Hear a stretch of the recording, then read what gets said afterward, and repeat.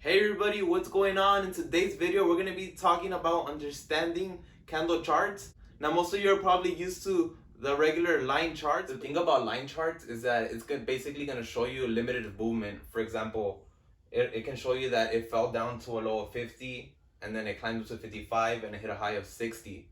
But in reality, if you're looking at a candle trend chart, you can actually look at the price movements minute by minute. Now, if you're looking at a 1 day, 1 minute chart, you're going to see either a green candle or a red candle. The green candles move upward. They open from the bottom and they close from the top. On the other hand, the red candles move downward. So they open from the top and they close from the bottom. Now, as you can see, both of these candles, they have what looks like a little wick. That's actually what they call them, a little wick. Not a little wick, they call them wicks. And it just shows where the price reaches. It's usually hard to, if you're trying to buy or sell shares, it's usually hard to buy onto the wick just because not many people are buying there, but it's possible. You know, it's usually hard to sell though on the wick from my experience. All right, so now I'm gonna do my best to draw you guys a chart with candles, and I'm gonna include like the price axis and a whole time axis. So just give me a second while I set that up for you. All right, so here's my chart. It's not perfect, please don't judge, but I did my best. Here's the price axis, the time axis. It's from 6:30 to 6:46, and the price axis is from $80 to $10. Normally you won't catch a stock falling from 80 to 10 unless you're trading a pump and dump, which I advise you to be careful with because those are very dangerous. But yeah, normally this won't happen. Anyways, let's start with the first bar. So right here, for example, we have a red bar, meaning it opened from $80 and it fell and closed to around $70.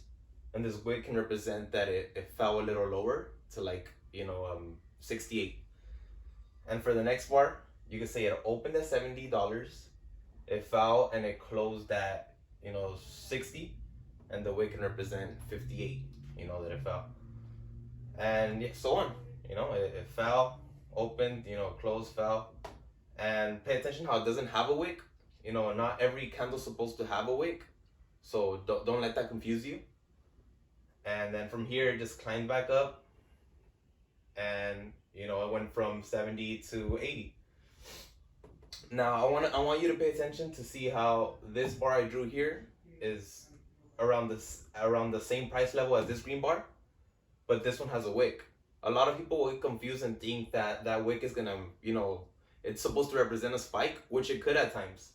But don't let that confuse you and make you, take a huge position when in reality it's gonna fall. So remember, just study, prepare, be prepared, look at the news and have an idea of where the stock might head, And in case you are wrong, cut your losses. So whatever, the stock fell, and then here we have another three candles that are around the same price level. And as you can see, this green one right here has a huge wick.